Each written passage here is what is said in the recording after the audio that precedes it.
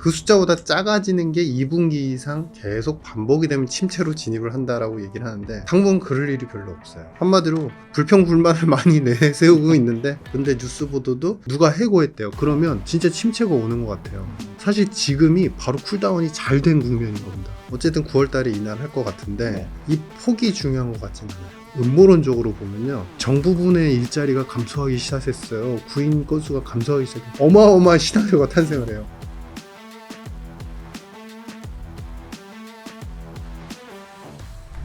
안녕하십니까 채널 뉴시스 구독자 여러분. 저희가 각계각층의 전문가들을 모셔서 주요 이슈에 대해서 자세히 풀어보는 새로운 코너를 준비했습니다. 오늘은 특별히 이진우 금융주구부장님 함께 자리했습니다. 네. 또 나왔습니다.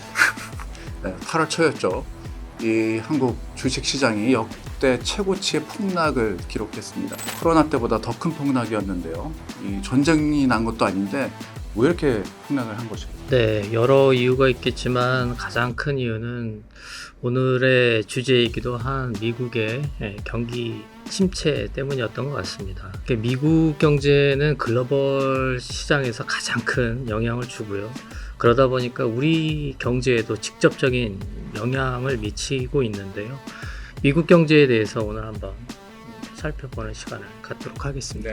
오늘 그 귀중 한 분 모셨습니다. KBWM 스타 자문단의 수석 이코노미스트로 근무하고 계신 유신익 박사님 모셨습니다. 안녕하십니까? 예, 반갑습니다. 네. 지금 미국 경기 침체, 뭐 온다 안 온다, 뭐 소프트 랜딩이다, 뭐 하드 랜딩이다 논란이 많은데 일단 경기 침체 얘기부터 좀 시작해봐야 될 것 같습니다. 미국 경기 침체 어떻게 되는 겁니까? 지금 지표상으로 그리고 앞으로 흘러간 흐름, 그러니까 우리가 과거와 현재만 지표를 놓고 보면은 미래는 예측을 못한다고 하잖아요. 그러니까 앞으로 다가올 정책 그리고 어떻게 이루어질지 그런 흐름들을 종합해 보면 우리가 용수철의 흐름이라고 봤을 때 이게 용수철을 바짝 섰을 때 이제 회복이나 개선 국면이라고 생각을 하면은 이게 이제 완전한 침체입니다. 완전히 누워버리면 이제 근데 지금은 이렇게 살짝 내려간 이제 기울어져 있는데 요 용수철이라는 게 스프링 힘이 항상 있지 않습니까? 스프링 힘은 이제 우리가 얘기하는 이제 미국 같은 경우는 결국에는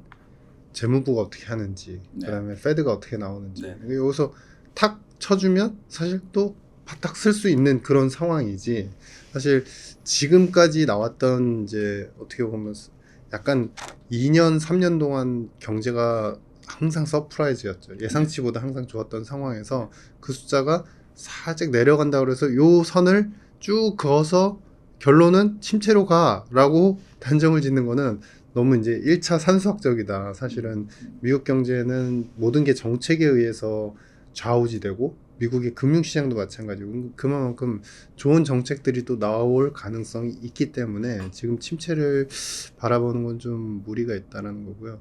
여기서 제일 중요한 포인트가요. 우리가 경기 침체라고 하면요. 미국의 GDP, 실질 GDP 성장률이 2% 정도가 이제 잠재 성장. 잠재 성장은 평균적인 균형 수준, 딱 균형 수준일 거예요. 근데 지금 2분기에도 3% 정도 나왔고요. 그다음에 3분기에는 2.5% 정도 나올 예정입니다. 그 숫자보다 작아지는 게 2분기 이상 계속 반복이 되면 침체로 진입을 한다라고 얘기를 하는데 당분 그럴 일이 별로 없어요. 다만 우리가 이제 여러 그 여행을 다니시는 분들 보시면은 아열대 기후의 나라에 갔다가 그 다음에 너무 추운 나라로 갔다가 남반구 북반구 이렇게 왔다 갔다 하시고 그 다음에 계속 여행을 이제 순환을 하시는 분들은 너무 더운 도시에 갔다가 조금만 서늘해지면 굉장히 춥잖아요, 사실. 그러니까 그만큼 우리는 너무 뜨거웠던 미국 경제에 길들여져 있었다. 시장도 거기에 길들여져 있다 보니까 뭐를 원하는지 모르지만 사실 지금 상황에서 침체로 갈 것 같으니까 뭔가를 해줘. 근데 사실은 뭔가를 해달라는 거에서 그 뭔가가 분명하지 않죠. 50pp 인하를 하면은 만족할 것이냐, 아니면은 재무부가 뭘 해주면은 만족할 것이냐, 뚜렷하지 않습니다. 그거는 왜 그러냐? 우리가 얼마 전에 겪었던 3년 전에 겪었던 총유동성 완화적인 코로나의 파티에 길들여져 있어서 소위 말해서 자극, 시장의 자극과 스티뮬러스, 그러니까 뭔가에 붐업되는 것들을 너무나 크게 겪고 난 다음에 정부한테, 그다음 페드한테 뭔가를 계속 해주길 바라는 그런 심리가 곁들여져 있는 것 같다. 한마디로 좀 불평불만을 많이 내세우고 있는데 사실상 지표상은 그렇게 나쁘진 않은 것 같습니다. 뭐 경제는 뭐 수치로 뭐 분석할 수밖에 없으니까 여러 가지 뭐 실업률 통계라든지 이런 것들을 봤을 때는 뭐 지난번에 샤메 법칙이 적용돼서 경기 침체가 네네. 왔다 해서 미국 주식시장이 뭐 네. 놀란 것도 그거 네네. 없어서 발언된 건데 네. 수치상으로는 그래도 좀 위기적인 시그널이 와 있는 거 아닙니까? 별로 그렇지 않습니다. 왜냐하면 네. 지금 미국의 국회 의회 예산처에서 자연 실험, 아까 이제 잠재 성장률이 평균 2%라고 말씀드렸는데 그 2%에 적용될 수 있는 균형적인 경제가 그렇게 막 성장하지도 않고 그냥 플랫하게 균형적인 수준의 실업률의 추정치가 4.2 혹은 4.3이에요. 완전 고용. 그렇죠. 4.2에서 4.3은 완전 고용이라는 거는 우리가 충분하게 경제 활동 인구가 충분히 취업을 하고 그리고서 나머지 분들이 취업이 안 됐을 때 나오는 실업률이 4.2, 4.3이라는 거거든요. 그러니까 그 얘기는 뭐냐면 지금 완전 고용에 온 거예요. 아직 완전 고용의 바텀에 딱.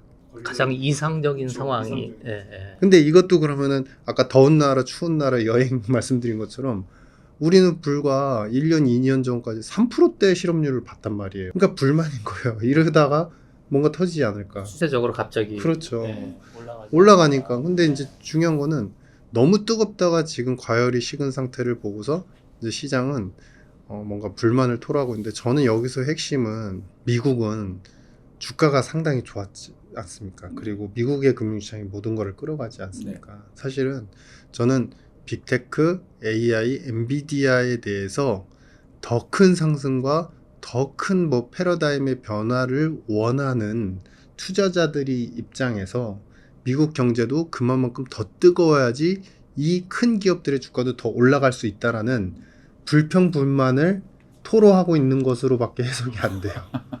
투머치하게. 네, 투머치합니다. 너무 네. 투머치합니다. 왜냐하면 요즘에 경기의 그 작은 소순한 사이클은 거의 3, 4년에 한 번씩 확 바뀌는 것 같아요. 근데 장기 사이클의 트렌드가 이렇게 한번 호황이면 쭉 10년 호황했다가 쭉 이제 침체로 가 그런 국면은 이제는 없다라고 보여지거든요.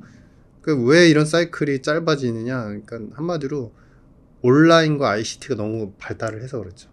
기업들이 재고가 쌓일 것 같으면은 충분히 유통망을 갖다가 온라인으로 다 체크를 해가지고 재고 다 털어내고 그 다음에 또 이제 수요가 살아날 것 같다 그러면 재고 충분히 쌓고 그래서 지금 실업률 관련해서도 이제 제가 발음을 잘 해야 되는데 이제 샴이라고 했는데 제가 삶이라고 표현을 하는 게 제 영어로 더 정확하다고 하시는데 발음이 안 좋아서 죄송합니다. 근데 중요한 거는 경상도 분은 발음 잘 될 것 같은데. 아 그렇습니까? 아 그러네요. 네. 근데 중요한 거는 이분 삶이라는 이코노미스트 페드의 전 이제 이코노미스트께서 19년도에 이 지표를 만드시고 거봐라 지금까지 2000년 초반부터 3의 인디케이터가 올라갈 때는 이렇게 침체가 오더라 라고 이제 박수를 친 거죠. 진짜 맞는다. 그래서 사람들도 보고서 이제 맞네요. 근데 지금은 구조가 많이 변했습니다. 왜냐하면 19년까지 우리 생각해 보시면 미국에서 경제활동 인구 중에서 사실은 참가를 나 구직활동을 할래 안 할래 이런 표현을 했을 때 일자리를 막 찾으려고 노력을 안 한 적이 없어요. 19년도까지. 근데 우리 아까 처음에 말씀드린 것처럼 중독된 너무나 큰 파티, 코로나 파티를 겪고 나서는 이거 굳이 일을 해야 되나? 약간 이런 분들이 많아지셨어요. 네. 백인 근로자도 마찬가지고 동시에 이민자들은 또 다른 나라로 이제 본국으로 다 가셨겠죠. 왜냐하면은 그때 경제도 너무 어렵고 사실은 이제 의료 체계도 마비가 되니까 떠났다가 근데 이제 그분들이 들어오고 계세요. 그리고 쉬셨던 백인 근로자분들도 이제 일을 찾고 있어요. 근데 이분들이 대다수가 대부분 실업자의 아주 큰 비중으로 실업자 늘어나는 걸 큰 기여를 하고 있습니다. 이거를 경제 용어로 뭐냐면 마찰적 실업이라고 합니다. 네. 이거는 경기가 악화되면서 나타난 실업률 상승도 아니고 그냥 구조적으로 이렇게 뭐 그렇죠. 공급적 노동자들이 갑자기 많이 뛰어들면서 실업률이 올라가는 마찰적 요인은 경기 요인이라고 판단하지 않는다. 이런 이제 좀 차이점이 있습니다. 근데 사실 이제 지표가 여러 가지가 있잖아요. 근데 이제 최근에 미국 노동부가 공개한 7월 구인 이직 보고서를 좀 보면요. 이 구인 건수가 뭐 3년 만에 최저고, 특히 이제 관심을 끄는 부분은 뭐냐면 기업들의 해고가 뭐 16개월 최고치다, 이런 뭐 통계치가 좀 나왔는데요. 최근에 또 인텔도 구조조정, 해고죠. 그런 또 발표를 조금 했었고, 그러니까 이런 지표들은 사실은 사람들이 봤을 때 미국 경기가 조금 해고를 많이 하게 되고, 또 구인 건수도 상당히 떨어지고 있고, 이렇게 좀 해석할 수 있는 대목이 아닐까요? 그렇죠. 그러니까 이게 그 인텔하고 구글하고 아마존을 보시면 22년도, 23년도에 경기가 되게 뜨거웠잖아요. 그때도 해고 참 많이 했습니다. 아, 그래요? 테슬라도 해고, 그거는 약간의 그 사업적인 구조조정의 개념인가요? 그러면? 그때도 이 사업부 재편을 하기 위해서 계속 구조조정은 매년 있었었고요. 그 다음에 뭐 우리 제일 큰 비행사라고 알고 있는 이제 보잉 같은 경우도 22년, 23년도에도 계속 구조조정을 했습니다. 그러니까 왜 이 말씀을 드리냐면요. 경제가 지금 너무 좋아요, 이런 말씀을 드리고자 하는 게 아니라, 항상 미국 경제는 기업들 입장에서 사업을 계속 재편하기 위해서 이제 레드오션화 돼가고 있는, 경쟁력이 없는 사업부는 계속 이렇게 뭔가 축소 전략을 짜고, 또 키우는 부분은 또 다시 계속 이제 고용을 하면서 이제 키워나가는데, 우리가 이제 뚜껑 보고 놀란 것을 자라보고 놀란다고 네. 이런 표현이 있듯이, 지표가 안 좋아가지고 주가가 빠져요. 근데 뉴스 보도도 누가 해고했대요. 그러면 진짜 침체가 오는 것 같아요. 그러니까 저는 이제 제가 그래도 저도 더 많은 공부를 하고 열심히 봐야 되지만, 저는 몰아가는 건 별로 안 좋아해요. 몰아가는 거는 항상 빈틈이 있어요. 거기에서 제일 중요한 빈틈이 뭐냐면요. 우리 구인 배율이라고 해서 총 취업자하고 그 다음에 구인 숫자를 다 합치고 거기 대비해서 구인 숫자가 몇이냐, 이 배율을 구하는데요. 그 숫자가 사실은 한 이제 우리 코로나 직후에 한참 뜨거울 때가 이제 7배 정도 높은 게 좋은 거죠. 그렇죠. 그러니까. 높다는 거는 네. 사람은 별로 없는데 구인이 되게 많다는 네. 거죠. 근데 낮다는 거는 그냥 구인도 서서히 좀 줄어들고 있고, 총취업자나 앞으로 이제 취업을 해야 되는 사람들 입장에서 봤을 때 자리가 그렇게 썩 많지 않다, 이렇게 보는 거죠. 근데 그게 7배까지 올라갔던 숫자가 떨어지질 않았었어요. 떨어지질 않다가 그 당시에 서비스업 임금의 상승률도 떨어지질 않으니까 물가가 안 떨어지는 거예요. 요 세 개가 키포인트가 돼서 미국 경제를 괴롭힌 거예요. 그래서 이제 페드도 그렇고 이제 옐런 장관도 계속 노력을 한 거죠. 나름의 노력을 한 거죠. 물가는 서서히 낮추면서 경제도 서서히 낮춰서 완전히 크래시가 아니라 쿨다운을 어떻게 잘 시켜야 되나.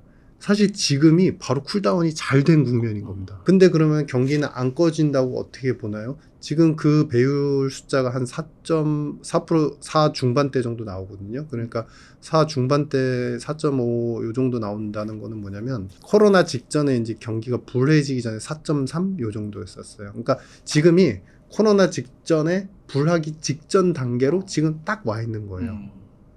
근데 그러면 우리가 이제 소위 말해서 그래도 이 나라가 살아있네, 그걸 뭘로 봐야 되나요? 구인 건수들이 대부분의 그 헬스케어라든지 정부 부문 일자리를 다 감소했어요. 근데 이제 또 이거를요, 음모론적으로 보면요, 정부 부문의 일자리가 감소하기 시작했어요. 구인 건수가 감소하기 시작해요. 이제 정부도 돈이 없나 봐요.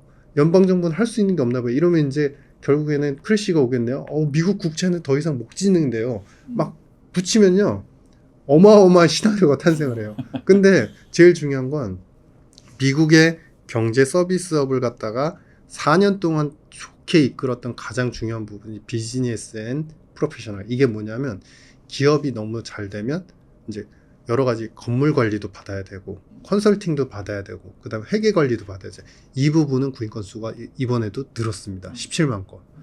그러니까 아직은 살아있다. 근데 너무 우리가 한쪽 면을, 그리고 너무 언론의 그 대석특필되는 네거티브 뉴스에 꽂히지 말자, 약간 그런 생각입니다.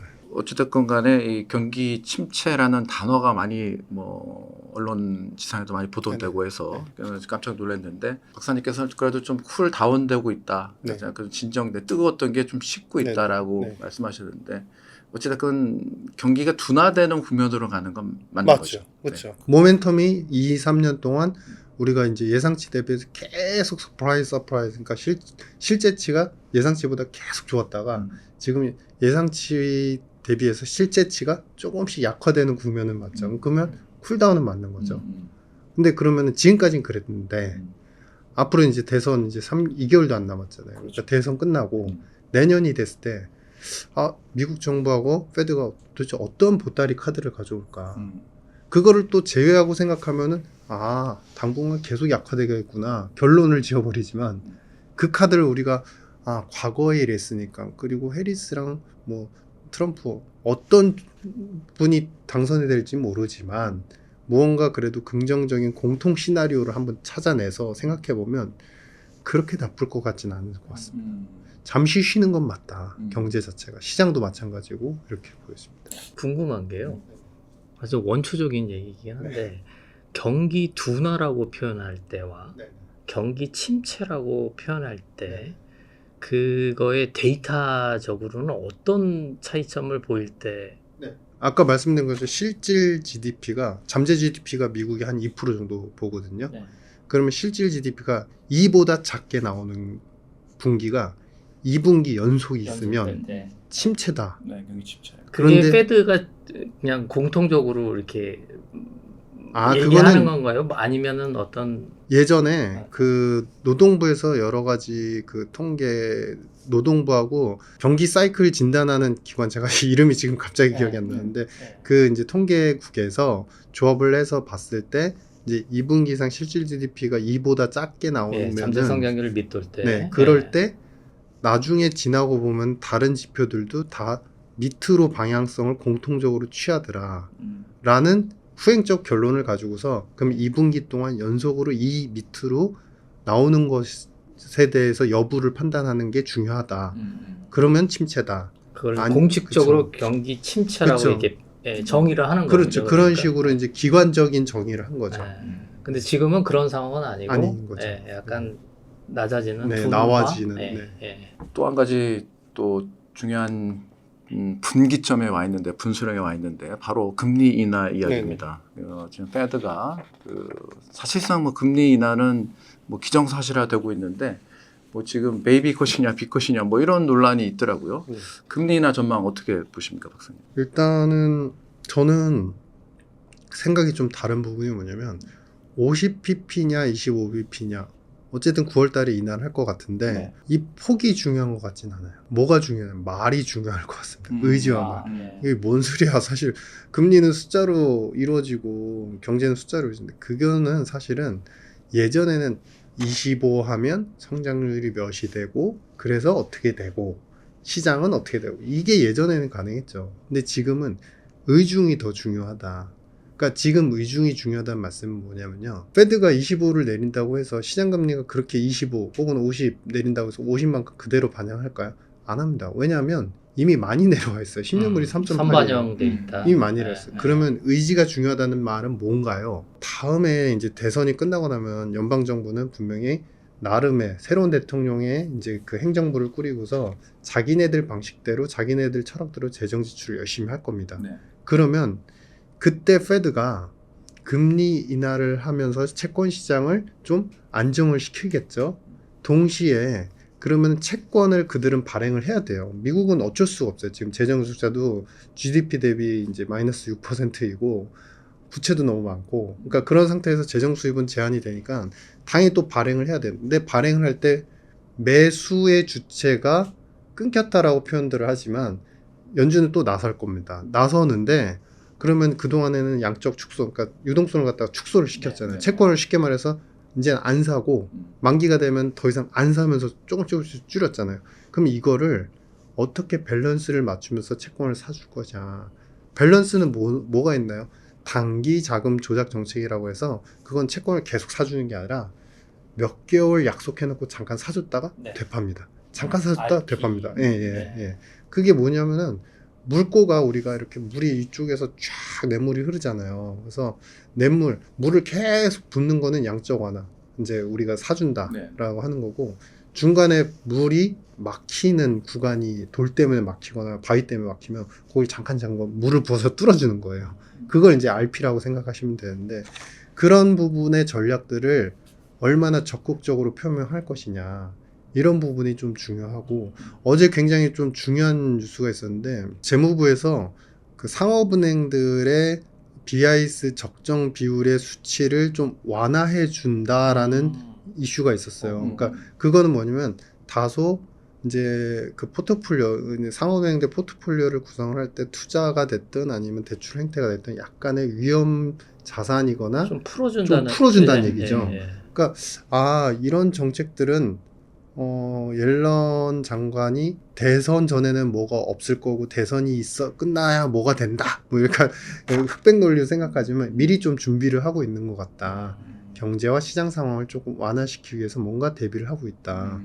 왜냐하면 상업은행들의 역할은요, 예전하고 너무 중요해졌습니다. 그래서 지금 4조 달러 정도 현금 유보액이 있는 걸로 파악이 되거든요. 그러니까 지금 뭐 페드가 양적 완화해서 채권 사준 규모가 한 7조 달러 정도 돼요, 대략.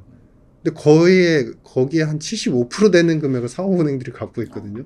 어마어마한 기관입니다. 그래서 제 생각은, 결론은 뭐냐면, 이번에는 저는 25bp 정도 하고 서서히 중간중간 CPI도 숫자를 체크하면서 서서히 내려가는 그림이고, 이 의지에 대한 양적 완화, 채권 시장 안정화에 대한 의지 부분이 경제와 시장을 더 빠르게 다시 회복시키는지에 대해서 더 결정적인 요인이 될 것이다.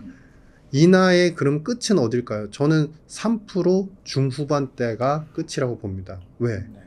우리가 언제까지? 한 2년간. 2년간. 네, 2년간. 왜냐면 내년 말이요. 내년 말이 아니라 이제 내후년 말이죠. 내후년? 그러니까 2년간. 네. 거의 이제 26년. 그렇죠. 네. 24, 25, 26 상반기까지죠. 그러니까 지금은 이거예요. 물가는 안정됐지만 아주 쉽게 말씀드리면 경기가 이렇게 다운그레이드 됐는데 갑자기 이제 올라가잖아요. 그러면은 안정됐던 물가가 또 이렇게 만나는 구간이 생기거든요. 이렇게 봉고 쏟으면서 만나. 왜냐면은 경기는 물가의 결국에 또 다른 그림자니까. 그렇기 때문에 뭐 예전에 생각했던 우리가 2% 금리, 3% 초반대 금리, 기준금리 뭐 이런 거는 사실은 좀 힘들다라는 생각입니다. 근데 물가 얘기 잠깐만 하면요. 요즘 그 햄버거 미국에서 먹으면 24,000원? 우리나라 돈으로? 맥도날드. 네. 근데 이거를 실질적으로 안정되고 있다. 미국의 물가가. 이렇게 볼 수가 있나요?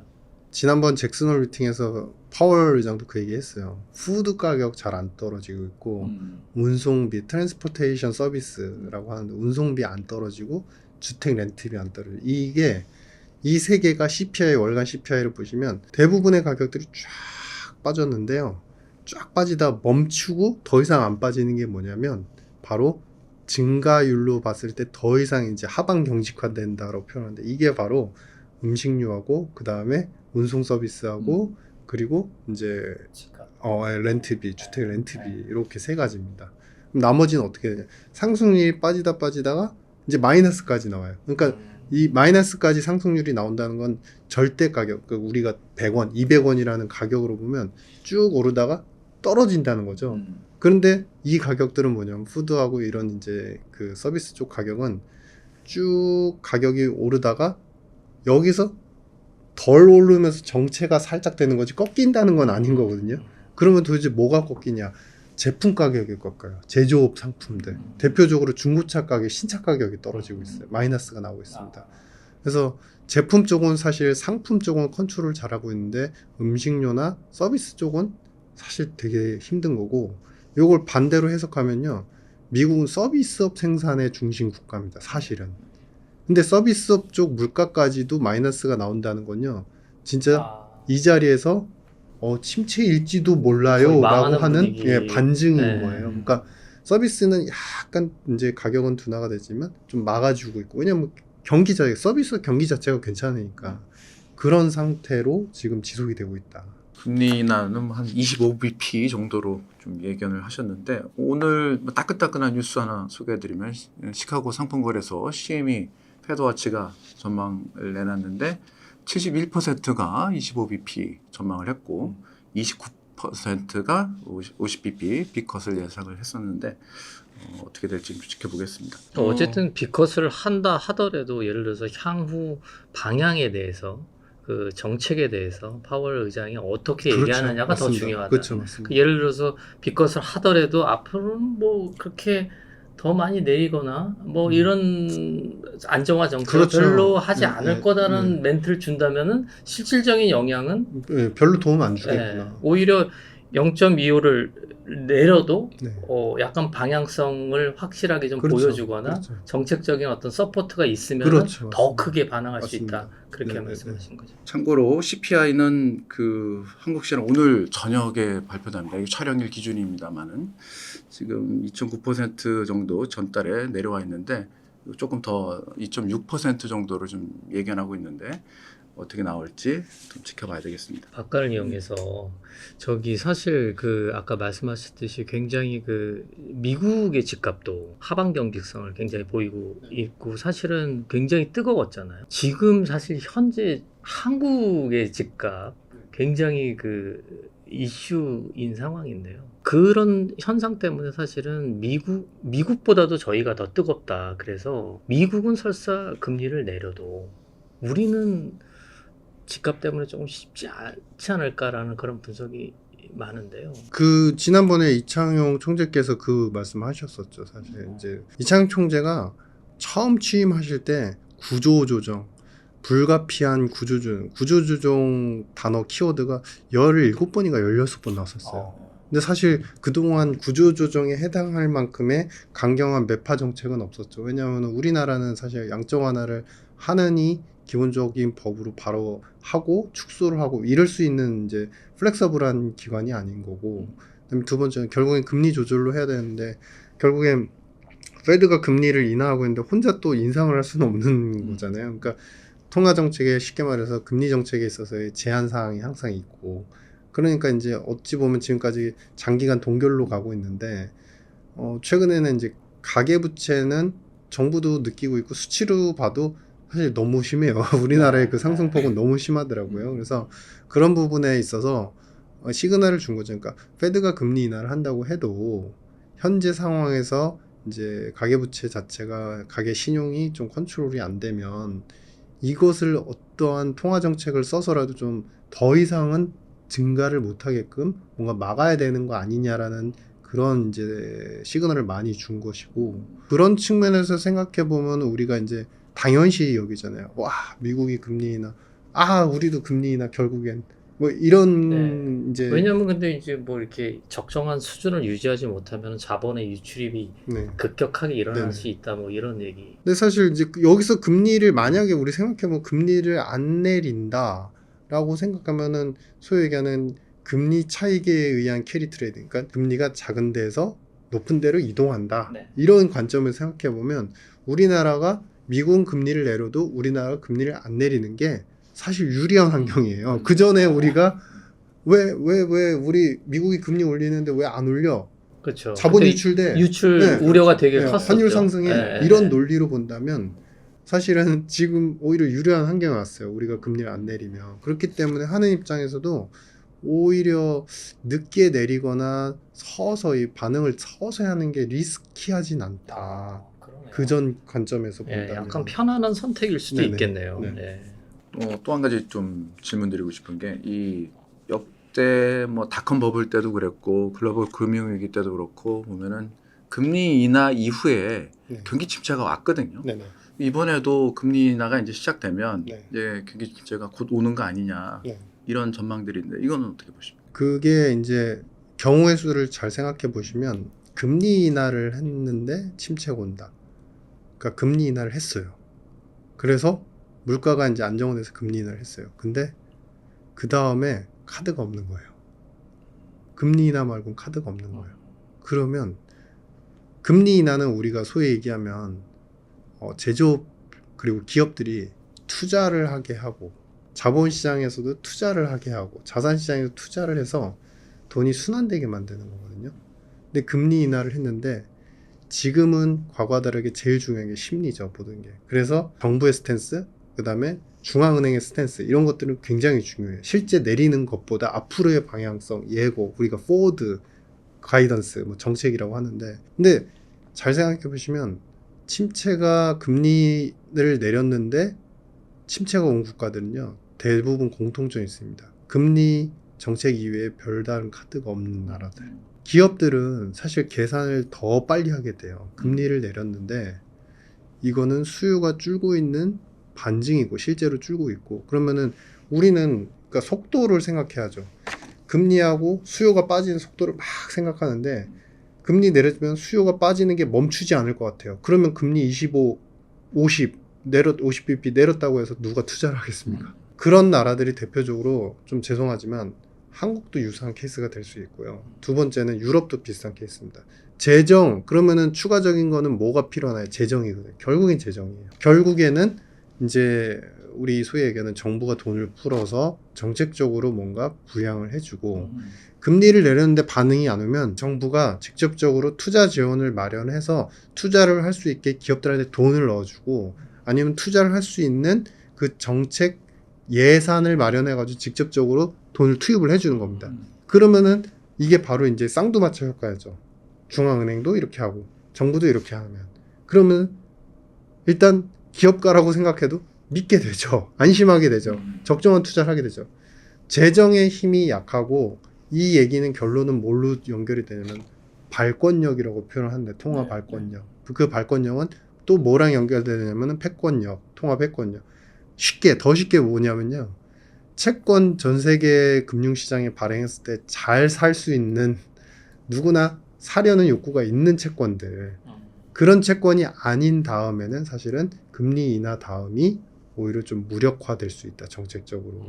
또 반드시 뭐 금리 인하가 경기 침체로 곧바로 연결되는 것은 아니다, 이렇게 말씀해 주셨는데 내용 잘 챙겨보도록 하겠습니다.